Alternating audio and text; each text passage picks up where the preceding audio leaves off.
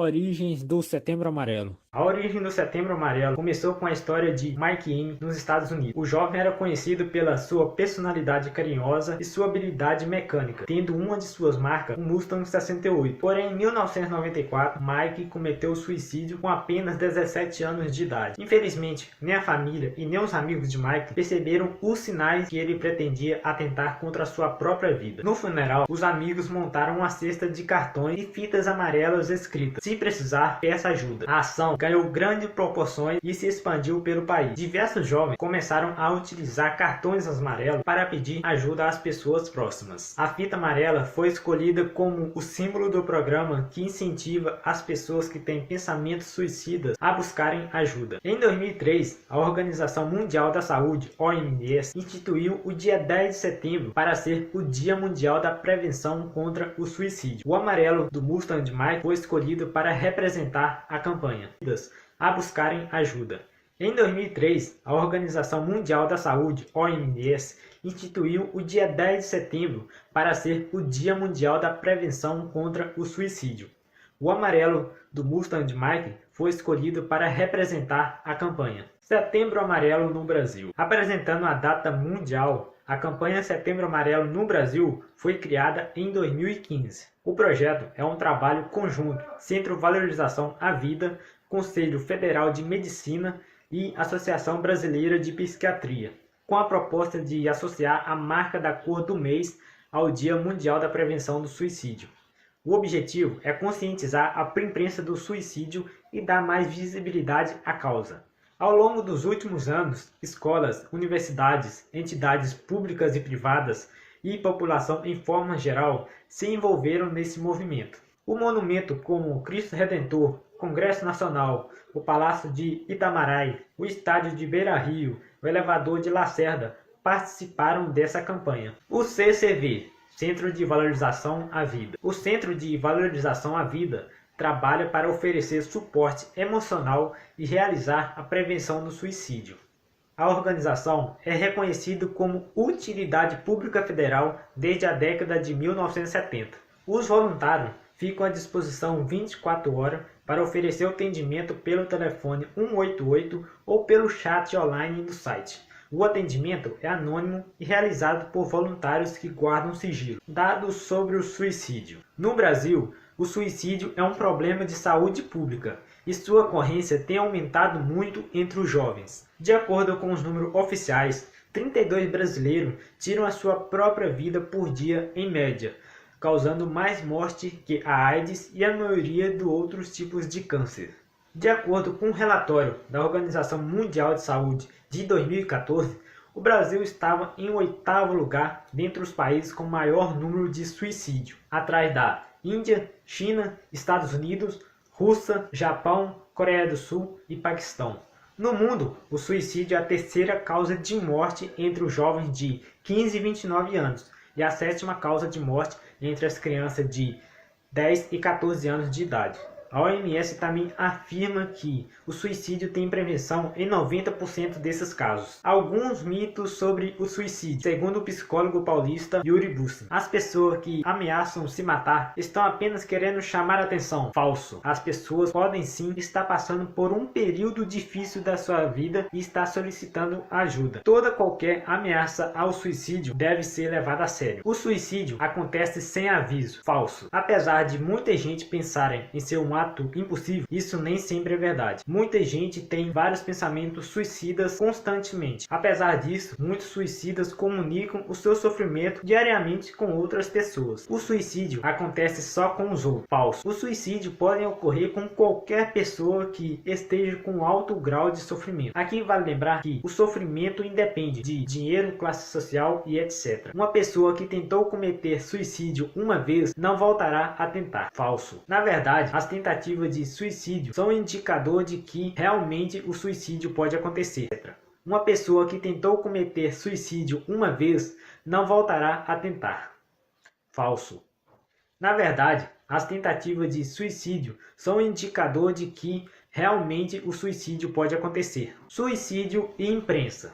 Muitos acreditam que abordar o suicídio na imprensa pode de alguma forma aumentar a incidência de casos no local. Todavia, é preciso falar corretamente do assunto, para evitar que as informações inadequadas cheguem à população e aumentem os estigmas relacionados aos transtornos mentais. Pensando nisso, a Associação Brasileira de Psiquiatria lançou em 2016, junto com o Conselho Federal de Medicina, a cartilha Comportamentos Suicidas, Conhecer para Prevenir, um manual direcionado aos profissionais da imprensa. Nelas podem ser encontradas dicas para abordar o assunto sem desrespeitar as orientações da OMS. Sintomas de depressão. Você sabe reconhecê-lo? Depressão ou transtorno maior é um transtorno de humor comum, porém grave. Os sintomas da depressão afetam a maneira de como você se sente, pensa ou lida com atividades diárias, como dormir, comer ou trabalhar. O que é depressão? A depressão é um transtorno mental caracterizado pela tristeza profunda, persistente e adversão a atividades. Ela pode afetar o pensamento, o comportamento, o sentimento e o bem-estar de uma pessoa. As pessoas depressivas podem sentir tristes, ansiosas, vazias, desesperadas, preocupadas, impotentes, inúteis, culpadas, irritadas, magoadas ou inquietas. Podem perder o interesse em atividades que antes eram prazerosas, ou podem perder o apetite ou comer demais, apresentar problemas de concentração, ter dificuldade de lembrar de algum detalhe e tomar decisões, e podem contemplar ou tentar o suicídio. Problemas de insônia, sono, por exemplo, fadiga, perda de energia, mudança na alimentação, sofrimento, dores ou problemas digestivos resistentes a tratamentos também podem estar presentes. De acordo com um estudo epidemiológico, a prevalência da depressão ao longo da vida no Brasil está em torno de 15,5%. De acordo com a OMS, a prevalência da depressão na rede primária de saúde é de 10,4%. isoladamente ou associada ao transtorno físico. De acordo com a OMS, a depressão situa-se em quarto lugar entre as principais causas do ônus, respondendo 4,4% acarretado por todas essas doenças durante a vida. Ocupa o primeiro lugar quando considerado o tempo vivido com incapacitação ao longo da vida. A época comum do aparecimento é no final da terceira década da vida, mas pode aparecer em qualquer idade. Estudos mostram prevalência ao longo da vida em 20% nas mulheres e 12% nos homens. Causas da depressão. Em primeiro lugar, eventos da vida. Mudanças e eventos da vida que podem precipitar humor deprimido está entre elas o parto, menopausa, sedentarismo, dificuldades financeiras, problemas de trabalho, a perda de um amigo ou ente querido, casamento, desastres naturais como terremotos, furacões, tornados e etc. Problemas de relacionamentos, traumas, problemas de família ou até falta de atenção familiar, separação, luto, ou lesões causadas pela catástrofe. Em segundo lugar, tratamentos médicos. Certos medicamentos são conhecidos como causar humor deprimido em certo número significativo de pacientes. Dentre eles estão as drogas para o tratamento da hepatite C e alguns medicamentos para tratar a pressão arterial alta, tais como beta-bloqueadores ou reserpina. Em terceiro lugar são as doenças não psiquiátricas. O humor deprimido pode ser o resultado de uma série de doenças infecciosas, condições neurológicas e problemas fisiológicos, incluindo hipoandrogenismo nos homens, doença de Addison, doença de Lyme, esclerose múltipla, dor crônica, acidente vascular cerebral, diabetes, câncer e ritmo circadiano perturbado. Muitas vezes é um dos primeiros sintomas de hipotireoidismo, diminuição da atividade da glândula tireoide. Agora vamos falar sobre síndrome psiquiátrica. O número de síndromes psiquiátricas apresenta humor deprimido como sintoma principal. Os transtornos de humor são um grupo de distúrbio considerado perturbações primárias do humor. Esses incluem o transtorno depressivo maior, onde uma pessoa tem pelo menos 2 semanas de humor deprimido ou perda de interesse em prazer em quase todas as atividades, e distinguia um estado de humor deprimido crônico, cujos sintomas não atendem à gravidade do episódio depressivo maior. Outro transtorno de humor, o transtorno bipolar, apresenta um ou mais episódios de níveis anormalmente elevados de humor, cognição e energia, mas também envolvendo um ou mais episódios depressivos. quando o curso de episódio depressivo segue um padrão sazonal. A doença pode ser descrita como um transtorno efetivo sazonal. Agora vamos para a genética. Estudos com famílias, gêmeos e adotados indicam a existência de um componente genético.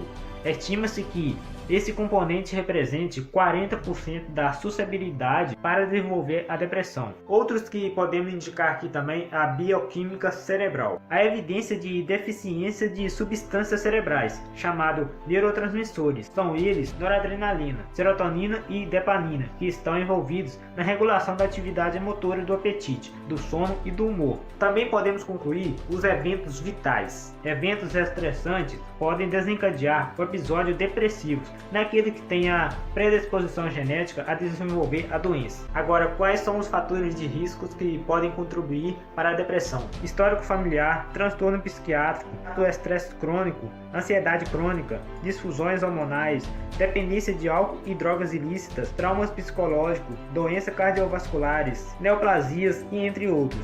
Conflitos conjugais, mudança brusca nas condições financeiras e do desemprego. Sintomas da depressão. Uma delas é o humor depressivo, sensação de tristeza, autodesvalorização e sentimento de culpa. Acreditam que perderam de uma forma irreversível a capacidade de sentir prazer ou alegria. Tudo parece vazio. O mundo é visto sem cores, sem matizes de alegrias. Muitos se mostram mais apáticos do que tristes, referindo o sentimento de falta de sentimento. Julgam-se um peso para famílias e amigos.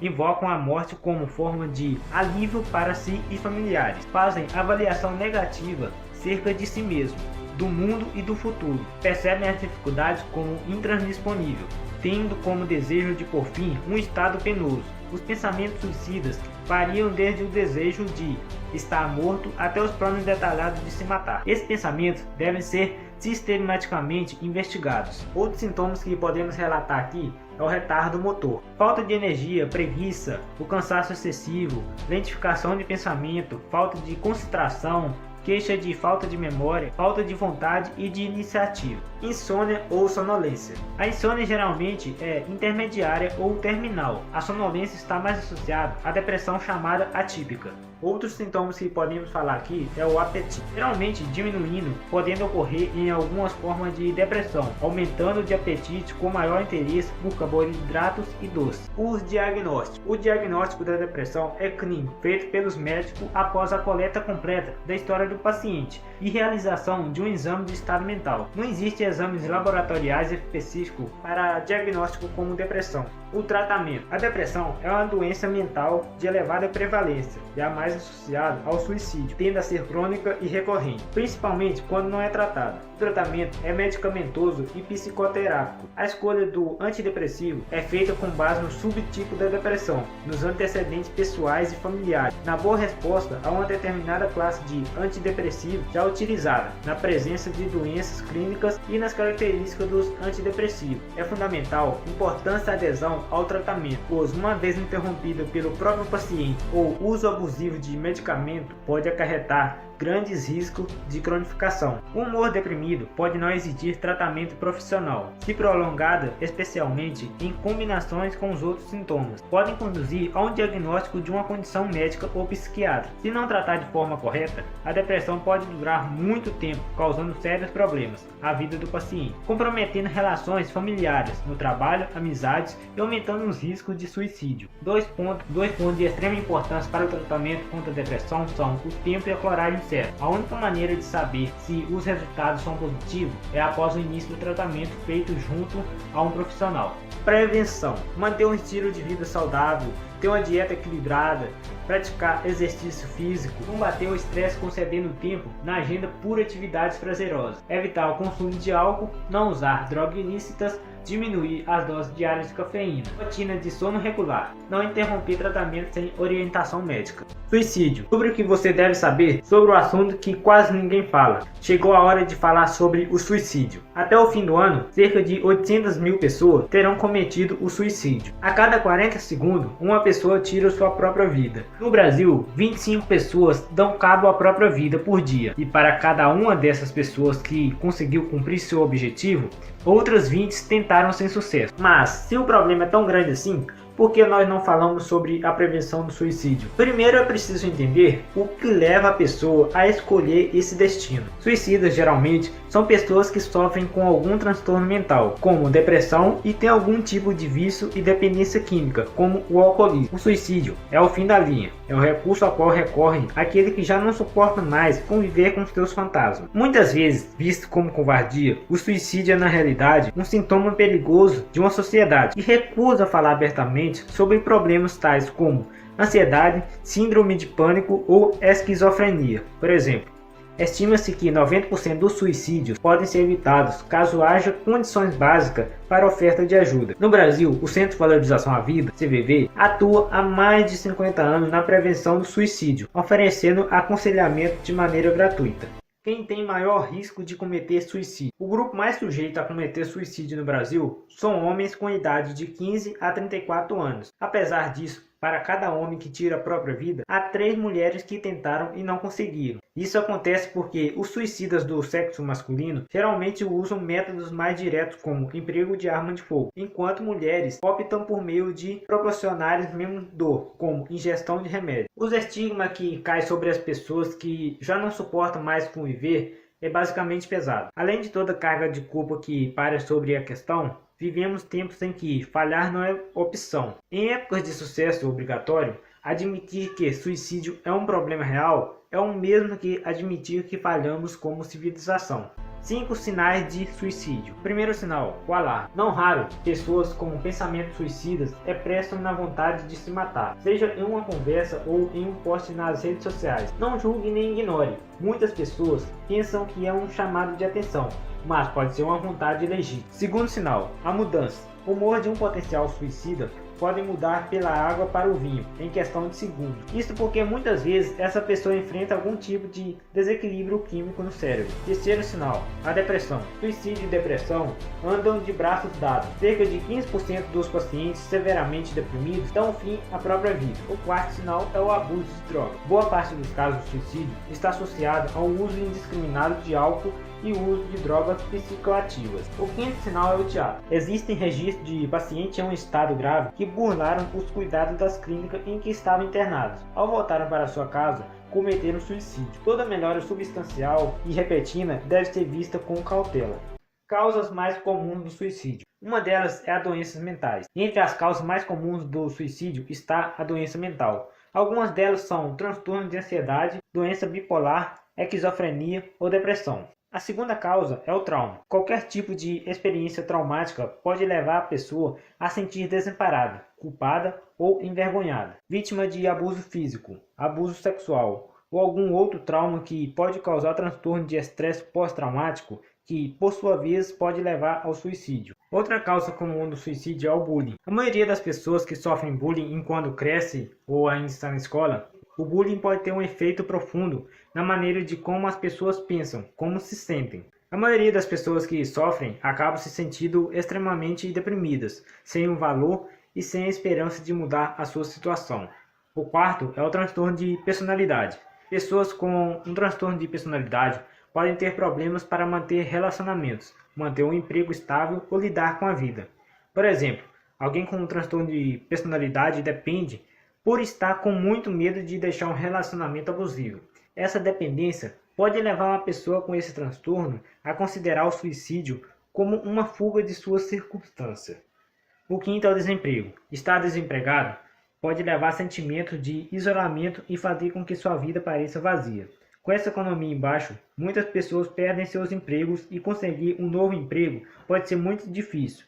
Em muitos casos, estar desempregado não faz só as pessoas sentirem que não têm nenhum propósito na vida, mas também pode levar à depressão por falta de renda. O sexto é o isolamento social ou solidão. Estar socialmente isolado pode prejudicar a saúde mental e considerar o suicídio. Socializar e interagir com outras pessoas é uma necessidade humana básica. Se as necessidades sociais não forem satisfeitas, uma pessoa pode começar a sentir-se sozinha, o que leva à depressão e possivelmente o pensamento suicidas. A solidão é definida como um sentimento geral de tristeza, como resultado de estar sozinho ou sentir-se desconectado dos outros. O sétimo é a dor crônica. Se você tem dor crônica, Isso significa que você tem uma dor diária que persistiu por 3 a 6 meses. Essa dor muitas vezes prejudica a sua capacidade de funcionar ao longo do dia e pode afetar a mobilidade, a capacidade de realizar determinadas tarefas e até mesmo saúde mental de uma pessoa.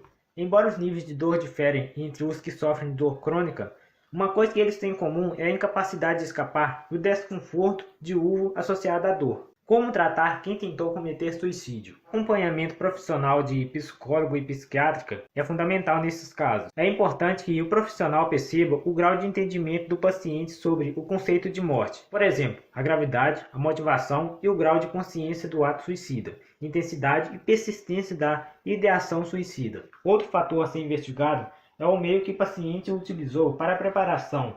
Saber o que ele fez para garantir que a morte em si fosse evitada e que um possível resgate fosse efetuado antes da atual tentativa. Devem-se evitar atitudes de censura ou julgamento, utilizando uma abordagem de acolhimento e de cuidado. Ela proporciona maior expectativa, uma evolução satisfatória, tanto quando é busca de um tratamento psiquiátrico posterior, quando há uma menor incidência de tentativas posteriores de suicídio.